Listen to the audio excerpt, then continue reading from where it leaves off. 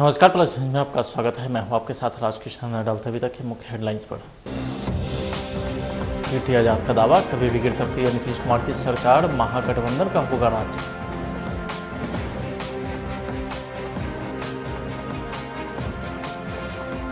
पदभार संभालने के बाद मुजफ्फरपुर जिलाधिकारी प्रणब कुमार ने मीडिया से बातचीत की।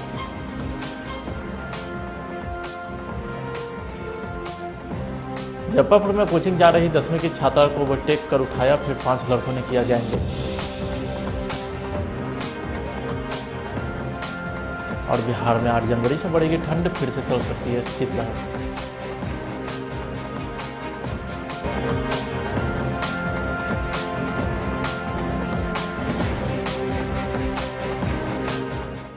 अब खबरें विस्तार से। बिहार विधानसभा चुनाव में एनडीए की जीत के बाद नीतीश कुमार ने एक बार फिर से मुख्यमंत्री की कुर्सी संभाल ली है, लेकिन सभी राजनीतिक दलों के नेताओं की बयानबाजी लगातार जारी है। खासकर बिहार में सरकार रहेगी या जाएगी या नहीं रहेगी, बीच में विधायक की टूट की खबर भी आती रहती है। ताजा बयान कांग्रेस नेता पूर्व सांसद कीर्ति आजाद का आया है। उन्होंने बड़ा बयान देते हुए कहा है कि बिहार में कभी भी एनडीए की सरकार गिर सकती है। साथ ही दावा करते हुए कहा है कि जदयू के विधायक बड़ी संख्या में टूटकर महागठबंधन के साथ आएंगे और लगातार संपर्क बनाए हुए हैं। बस समय का इंतजार है और वह समय भी बहुत जल्द आने वाला है। अब बिहार में एनडीए की सरकार जाएगी और महागठबंधन की सरकार बनेगी।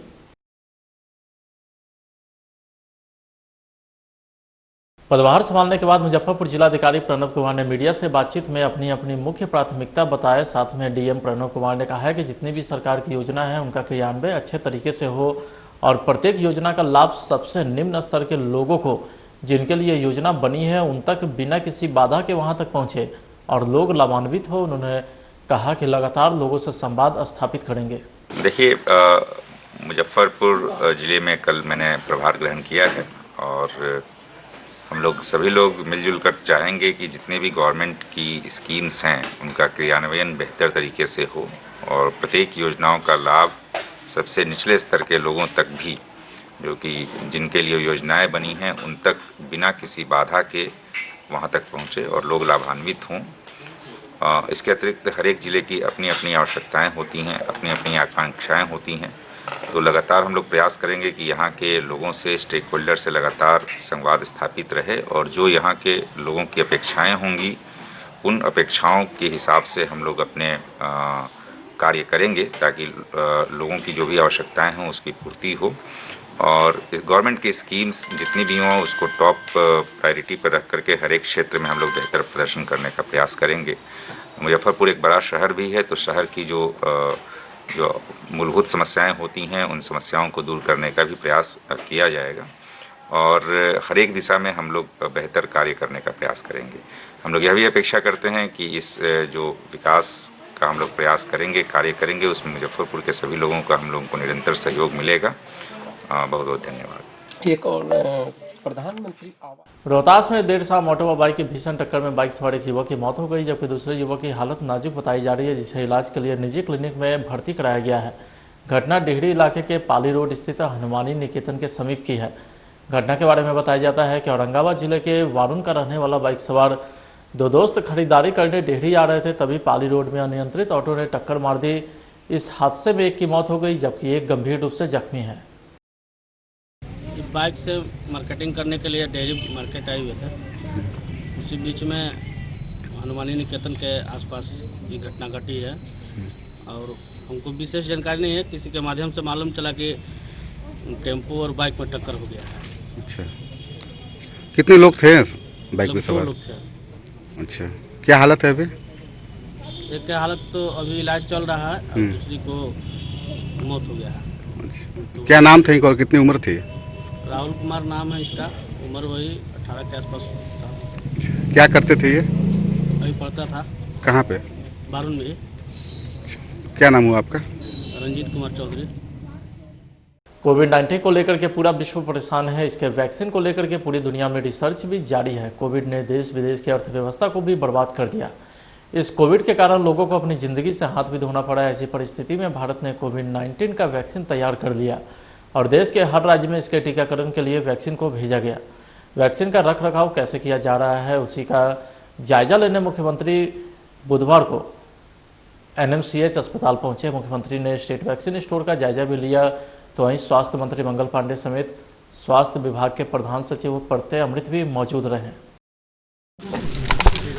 वैक्सीनेशन की पूरी तैयारी हो रही है टीकाकरण की, और इधर समाचार प्रकाशित हो चुका है कि अपने देश में ही जो वैक्सीन डेवलप हुआ उसका इस्तेमाल किया जाएगा, और हर जगह किस प्रकार से कोई काम कीजिएगा इसका एक राउंड हो चुका है और दूसरा राउंड अभी और भी हो जाएगा, और फिर जो कुछ भी आएगा वैक्सीन उसको रखने का, और फिर जो एक एक आदमी का वैक्सीनेशन होगा, टीकाकरण होगा, तो उसको जिस प्रकार से एक व्यक्ति के लिए एक ही जो बना हुआ है सीरीज, तो वो भी आ गया है पूरे तौर पर यहाँ, मतलब पूरी तैयारी हो गई। जो आएगा सबसे पहले यहाँ रहेगा, 10 जगहों पर उसको भेजा जाएगा, और 10 जगहों से फिर सभी जिलों में भेजा जाएगा, और वहाँ से फिर जहाँ भी ज़रूरत होगा उस जगह पर जाएगा।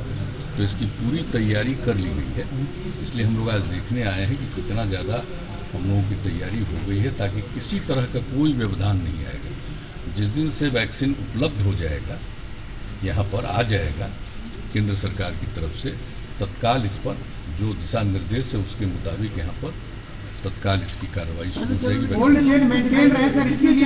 यहाँ पर तो पूरी तैयारी है साहब, जो अब तक जितना भी इक्विपमेंट वगैरह सब है यहाँ तो पूरा ये लोग तो मतलब ले आए हैं। 1.5 से 2 करोड़ लोगों को उसका सीरीज आ चुका है, इसलिए कोई किसी प्रकार की दिक्कत नहीं होगी। तो पूरी तैयारी है, और जो सेंट्रल गवर्नमेंट का गाइडलाइन है उसके मुताबिक एक एक काम कर लिया गया, और उसके बाद जैसे ही आएगा और जो भी गाइडलाइन है उसके मुताबिक जिस दिन से इसका शुरू होगा, सबसे पहले जो हेल्थ के सब लोग हैं उनको होगा, उसके वर्कर सारे लोगों को उसके बाद शुरू होगा। तो सबसे पहले तो प्रायोरिटी वही है, तो ये हो जाएगा, उसके बाद बाकी लोग। कब से शुरुआत की उम्मीद है लगभग? अब देखिए, अभी तक उसका डेट तो नहीं घोषित किया गया केंद्र सरकार का, लेकिन मान लीजिए हम तो ये मान करके चल रहे हैं कि इसी महीने से शुरुआत होगी। हमको तो भरोसा है कि इसी महीने शुरू हो जाएगा, लेकिन अभी उसका डेट अभी अनाउंस नहीं हुआ, इसलिए हम लोगों के लिए कोई डेट पर्टिकुलर बोलना, हालांकि कुछ हम लोग जान भी गए, लेकिन हम लोगों के लिए बोलना वो उचित नहीं है। इसलिए लगता है कि अगर मान लीजिए उसमें कोई 1-2 दिन का चेंज हो जाए तो अच्छी बात नहीं, तो लेकिन इसका पूरा जो देखा जा रहा है, जो सारी तैयारी की जा रही है, उसके हिसाब से हम लोगों को पूरा यकीन है कि इसी महीने 14 के बाद से आ जाए। नहीं, हम 14 के पहले और बाद। सासाराम के कड़गहर के कमालपुर गांव में खेलने के दौरान एक 4 वर्षीय बच्चा का पांव फिसलने से तालाब में डूबकर उसकी मौत हो गई। मृतक 4 वर्षीय शिवम कुमार के पिता का नाम सुबोध सिंह है। बताया जाता है कि तालाब के किनारे खेलने कूदने के दौरान पुआल पर पैर फिसलने से वह तालाब में जा गिरा, जिससे उसकी मौत हो गई। अच्छा, कैसे घटना हुआ है ये तालाब के पास चला गया घर से, वहाँ पुआल कटाया हुआ है, खरिहान में बगल में है। वह तो देखा कि मतलब मान लीजिए कि पुआले है, उसमें गोड़ स्लिप कर गया, चला गया। हम लोग 2 घंटे खोजे, इसके बाद में तालाब में देखे तो उसमें मिल गया। बस इतना ही। कौन गांव का मामला है? कमालपुर का है। कौन थाना में पड़ता है? करहगर थाना में जी। घर के समीप तालाब था क्या? मतलब थोड़ा आगे है, घर से थोड़ा आगे है, मतलब दोनों तरफ तालाब है वहाँ। अच्छा, लेकिन दोनों क्या तरफ करने गया था बच्चा उधर? और इनका आजी वह खेल रहे, मतलब साफ कर रहे थे खरिहान, और पीछे पीछे चला गया, कोई देखा नहीं। खेलते खेलते खेलते खेलते चला गया। रोड हाईवे है। कितना साल का बच्चा होगा? मान लीजिए 4 साल का होगा। क्या नाम है? उनका नाम है शिवम, पिता का नाम है सुबोध सिंह। आप कौन है मृतक? हमारा भाई का लड़का है। क्या नाम है आपका? पूर्णिया के बड़हरा कोठी अंतर्गत खूनी खेल में दोनों हत्या एक दूसरे के प्रतिशोध में की गई है। घटना के संबंध में बताया जाता है कि पूर्णिया के मोजापट्टी का रहने वाला अरुण यादव पेशे से ऑटो ड्राइवर था। वह गांव के ही महिला को लेकर बिहारीगंज बाजार जा रहा था। तभी गांव से बाहर निकलने के बाद बिहारीगंज जाने वाले मुख्य सड़क राजघाट के पास हथियारबंद आधा दर्जन अपराधियों ने अरुण यादव को घेर लिया, जिसके बाद सभी महिला को उतारकर नज़दीक से अरुण यादव को गोली से छलनी कर दिया, जिससे घटनास्थल पर ही उसकी मौत हो गई। मृतक अरुण यादव को ख्यात बालो यादव गुट का समर्थक बताया जाता है। हत्या की खबर जैसे ही बालो यादव गुट के लोगों को पता चला, उन लोगों ने सिसवा गांव से आए बुचन यादव के चचेरे भाई के बेटे को घेर कर गोली मार दी। दोनों की हत्या के बाद दोनों गुटों में काफ़ी तनाव है। बस यही जानते हैं, इससे ज़्यादा नहीं। तो पहले भी वहाँ पे गैंगवार हुआ है, घटना हुई है, आप लोग तो खुद जानते होंगे। तो आप हाँ, क्या हुआ था उसमें? उसमें क्या हुआ, मतलब जैसे था कि मतलब मेला देखने के लिए गया, वहाँ सुने हम लोग सोए हुए थे, मतलब आवाज़ सुने तो हम लोग मतलब अपना घर में घुस गए, बस यही बात है, कोई बात नहीं। इनकी पत्नी की हत्या हुई थी उसमें। उसमें क्या नाम था पत्नी का? रानी बीवी। तो आज कहाँ पे हुई है हत्या? ये हम भी नहीं जानते, हम बरहरा से आ रहे हैं हम लोग, बस ये बड़ा वो हमको रुपया दिया तो हम वहाँ से बस पकड़ कर आए। अच्छा, इनके विरोधी का भी हत्या हुआ है आज? हम नहीं जानते ये बात, अभी तक हमको मालूम, हम कहते हैं बरहरा से आ रहे हैं।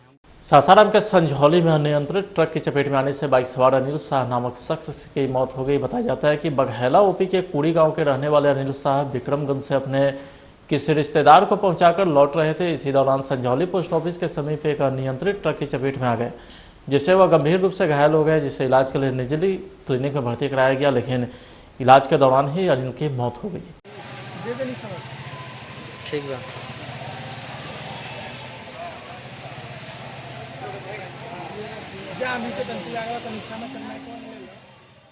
बिहार में एक बार फिर से ठंड बढ़ने वाली है। इसके साथ ही शीतलहर के साथ साथ कनकनी भी बढ़ेगी। इसका पटना मौसम विज्ञान केंद्र ने एक अनुमान के तहत बताया है कि बिहार में अगले 24 घंटे तक तापमान में विशेष बदलाव के आसार नहीं है।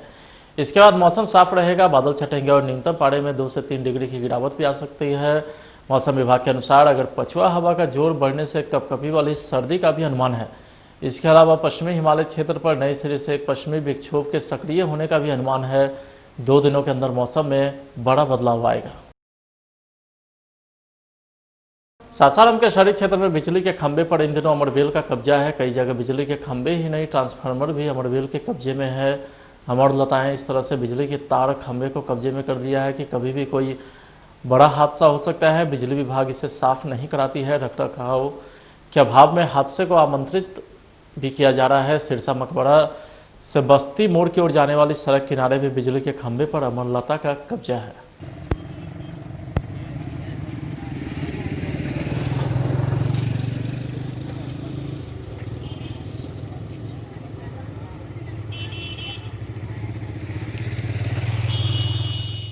बिहार के मुजफ्फरपुर में 10वीं क्लास की एक नाबालिग छात्रा के साथ सामूहिक दुष्कर्म की वारदात सामने आई है। घटना सकरा थाना इलाके के गांव की है। छात्रा के साथ 5 लड़कों ने बारी बारी से दुष्कर्म किया। पीड़ित के मुताबिक आरोपी को जान से मारने की तैयारी में थे, लेकिन वह जैसे तैसे भाग निकले। इस मामले में जिले के महिला थाना में प्राथमिकी दर्ज की गई है। साथ ही 2 आरोपी को भी गिरफ्तार किया गया है। वहाँ मिसरौलिया चौक के तो फिर गार्जियन के पास फोन आया, फिर सब आए, फिर लेकर के मुझे घर ले गए। फिर हम डरे हुए थे, कुछ नहीं बता रहे थे।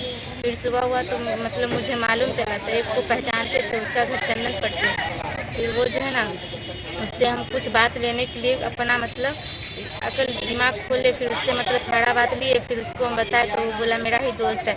उसमें वो भी लड़का शामिल था, जो हमको वही लड़का हमको भगाया भी था। और मतलब क्या करने गई थी वहाँ? हम करने नहीं, पढ़ने जा रहे थे। वहाँ धक्का मार के। किस क्लास में पढ़ती हैं? 10th क्लास में पढ़ते हैं। कोचिंग जा रहे थे? जी। कितना लोग था टोटल? टोटल 5 लड़का था। 5 गलत काम किया? जी। वहीं मुजफ्फरपुर सदर थाना के पुलिस के द्वारा ट्रक चालक से अवैध वसूली करते हुए वीडियो वायरल हो गया। वायरल वीडियो के बाद दरोगा समेत 3 सिपाही को एसएसपी के द्वारा निलंबित कर दिया गया है। मामला सदर थाना के भगवानपुर गोलंबर के समीप की है।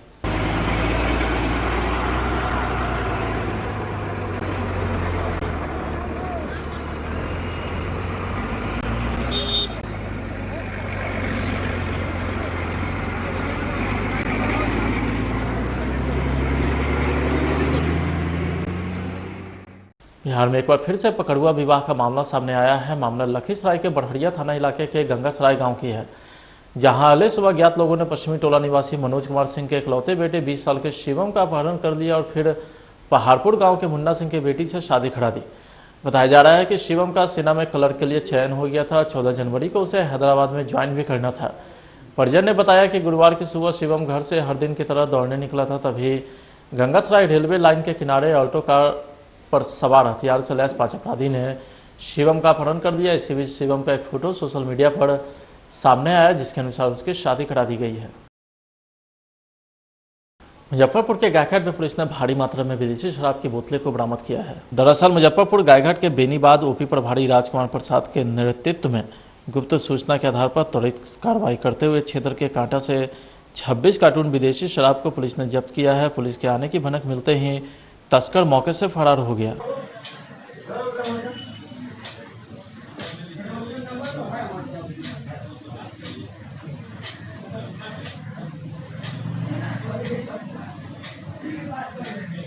फिलहाल आज के खबरें इतना ही। आप देखते रहे प्लस न्यूज। नमस्कार।